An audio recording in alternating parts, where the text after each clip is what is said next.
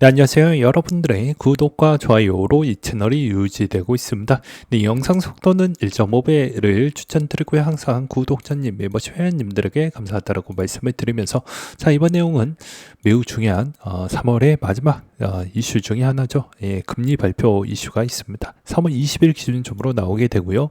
지금 4.5%에 맴돌고 있는데, 과연 정말 이번 연도에 금리를 두 번이나 인하를 할 수 있는 가능성이 열려져 있을지는 아직 미궁 속에 있지만, 그래도 금리를 한 번 정도는 저는 내릴 수 있지 않을까라고 보고 있는 실정입니다. 그리고 만약에 금리를 두 번 내린다고 해도 시장은 어느 정도 안도감 정도만 되지, 시장에 호재성을 줄 수 있을 만큼 정도까지는 안 될 수도 있다 라고 생각이 듭니다. 그리고 최근에 이제 동향을 보게 되면요, 이제 유럽 쪽에 따른 동향이 좀 재미난 부분이 있었는데요. 최근에 일시적으로 이제 달러가 좀 약세를 보였던 이유가 이제 유럽에 따른 독일의 움직임 때문입니다. 독일이 최근에 갑작스럽게 경제 침체 타개하기 위해서 국방과 인프라에 1,500조 원 이상을 좀 투입을 하겠다라고 이야기가 나왔고요. 그 다음에 20년 만에 긴축 재정을 폐기했다라는 이야기가 나와 줌으로써 유럽에 따른 좀 강세 영향이 일시적으로 좀 나왔던 배경이 있었습니다. 그렇기 때문에 이번에 이제 좀 달러와 있는 강세를 계속 유연하게 갈 것인지 약세를 계속 만들 것인지는 이제 중국도 돈을 어느 정도 좀 풀고 있는 실정이고요. 그리고 이제 유럽도 돈을 풀고 있는 이 시점에서는 달러와 강세가 이제 어느 정도는 좀 제한이 있지 않겠냐라는 이야기를 또 안 할 수가 없을 것 같습니다. 그렇기 때문에 아무래도 이제 지금 시점에서 어느 정도는 달러 부분이 이제 좀 거의 피크가 어느 정도 지나가지 않겠냐라는 게 저희 개인적인 생각이고요. 여기서 이제 불경기가 나오게 되면 좀 더 올라갈 수 있는 가능성은 존재를 할 수가 있을 것 같습니다. 그래도 1,500원대를 갱신하면서 갈 수 있을 만한 가능성은 글쎄요. 저는 그냥 1,500원대가 이제 돌파하면 거의 맥스이지 않을까. 그냥 이 구간대에서 1,470원대 이 구간에서 계속 좀 놀다가 마무리가 되지 않을까라고 저는 보고 있는 실정입니다. 그 다음에 이제 비트코인 부분이 이제 금리에 미치는 영향 강도가 상당히 크다라는 걸 여러분들도 아실 겁니다. 왜냐하면 이제 시가총액이 생각보다 커졌기 때문에 통화정책에 따른 움직임에 어느 정도 많이 비례를 할 수밖에 없다라는 것이죠. 이때까지 모든 자산들은 통화정책에 따른 움직임에 아주 우상향 패턴에 막대한 영향을 끼쳤기 때문입니다. 그러니까 지금에도 마찬가지로 비트코인에 이번 4월 달에 그렇게 큰 금리 인하를 해줄 수 있을 만한 영향력 부분에 어떻게 보면 거의 가능성이 희박하기 때문에 아무래도 또 시장의 실망 부분이 좀 남아져 있지 않겠냐.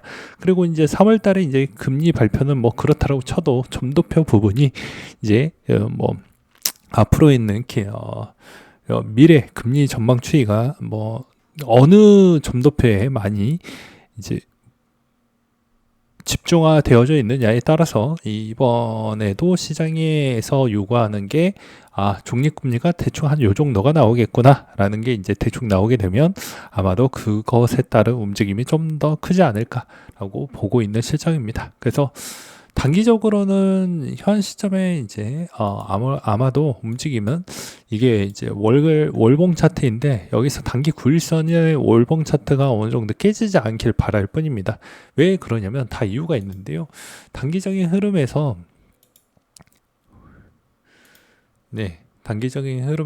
이동평균선 평균선을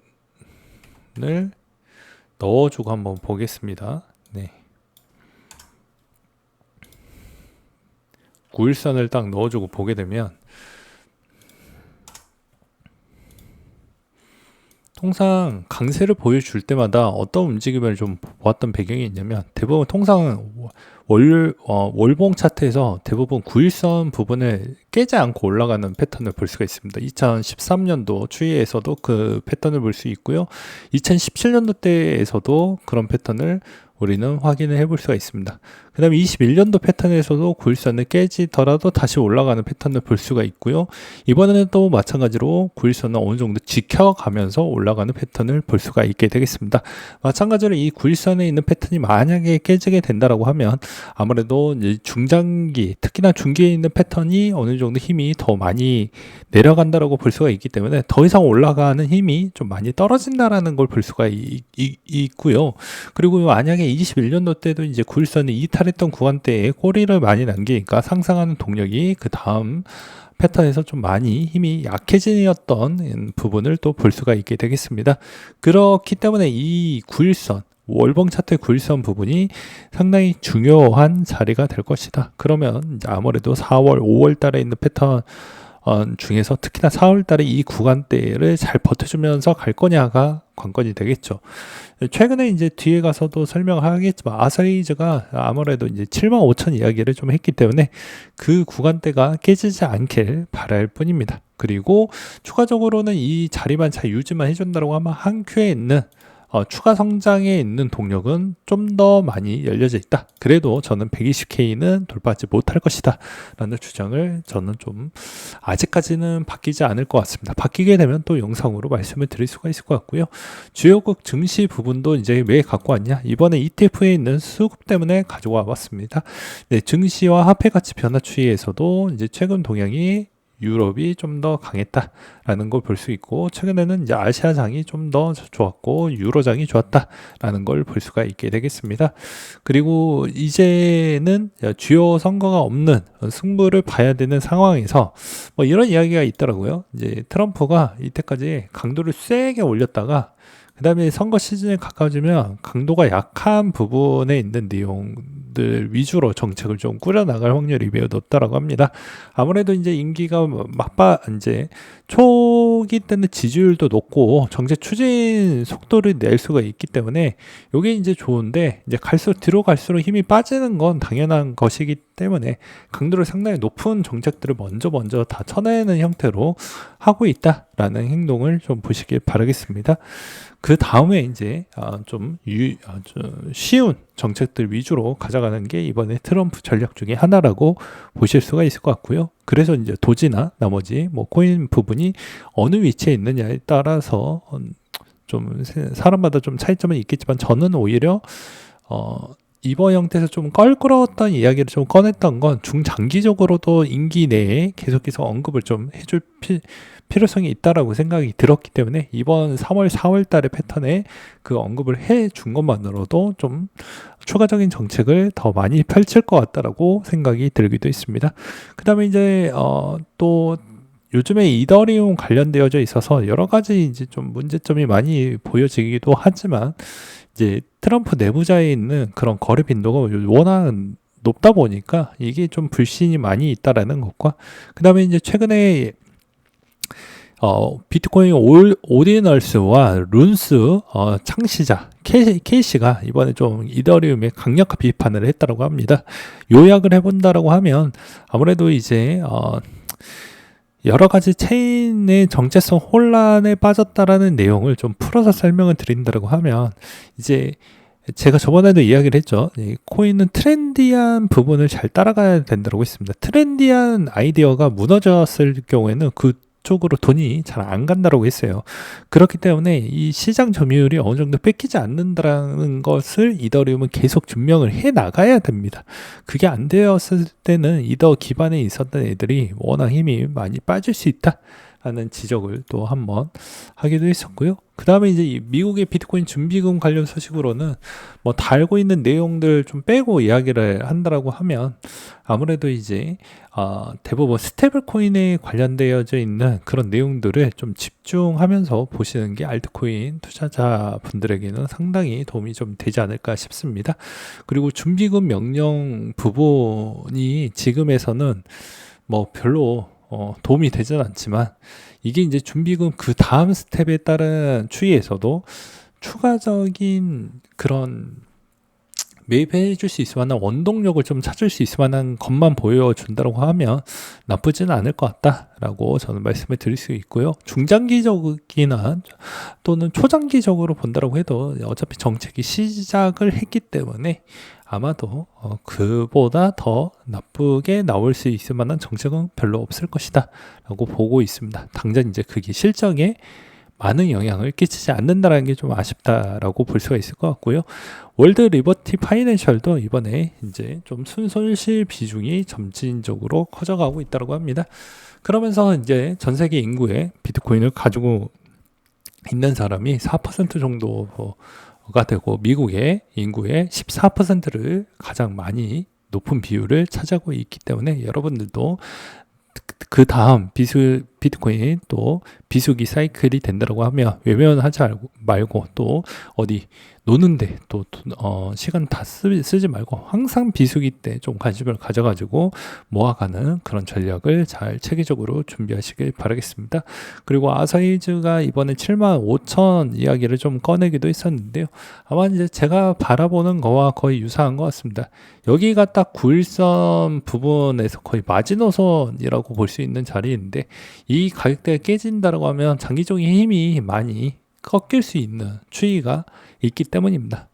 그래서 이제 그 다음 이번 4월달 추이가 정말 중요한 부분에 또 들어갈 수 있다라는 것과 그 다음에 이제 모아갈 사람들은 모아가고 또 팔 사람들은 팔겠지만 여전히 모아갈 수 있을 만한 주인공 분들이 대거 많이 늘어나고 있다는 점이 이번에 키포인트이다 라고 보시면 될 것 같습니다. 그러니까 마찬가지로 이번 형태에서도 우리가 알 수 있는 점은 이제 최장기적으로 보았을 때도 여전히 비트코인은 우상향 패턴을 많이 보여주었기 때문에 여기서 물량 뺏기지 않는 전략으로 가는 게 맞고, 그 다음에 시즌마다 이제 사고 팔고 하려고 하시는 분들은 이제 그 다음 주기에서는 시가총액도 워낙 커지고 이제 수익률 기반도 점점 떨어지고 있기 때문에 어쩔 수 없이 ETF 쪽으로 넘어가서 수익을 극대화하는 전략으로 가는 게 전 라고 보는 입장입니다. 최근에 동양에서는 이제 TSLL이 좀 많이 떨어졌기 때문에 사람들이 이제 우려감이 있습니다. 레버리지 ETF가 정말 좋을까요? 라고 이야기를 하지만 그럴 때마다 우리는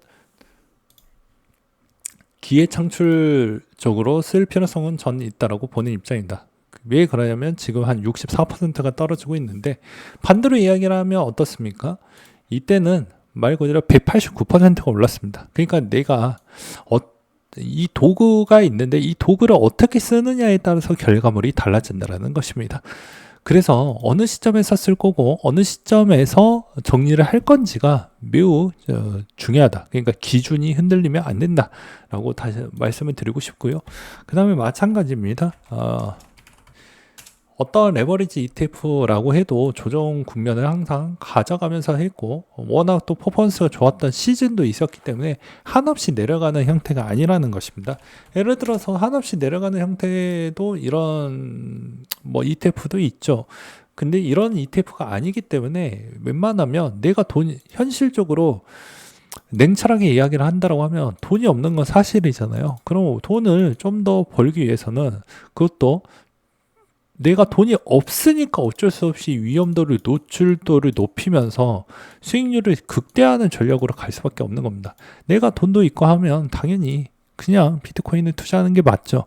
근데 내 시간도 소중할 줄 알고 그 가치도 어느 정도인지 알고 그리고 내 돈에 지금 쓸 수 있는 자본은 정해져 있고 한다라고 하면 레버리지 ETF를 안 쓸 수는 없다라는 겁니다. 당장 지금 쓰라는 얘기가 아니고 지금 그 전에 배워놨기 때문에 그 다음 시즌에 왔었을 때는 이제 레버리지 ETF에 적극적으로 가담을 해서 좀 하자라는 것이고요. 그 다음에 지금 레버리지 ETF를 들고 계시는 분들은 평단 관리만 잘 신경을 쓰시면 된다. 자기의 있는 목표 가격 추이가 아직 안 왔으면 평균 단가를 잘 관리를 하면서 가져가시면 아주 좋은 기회가 창출이 될 것입니다. 왜냐? 한없이 빠지는 건 없기 때문입니다.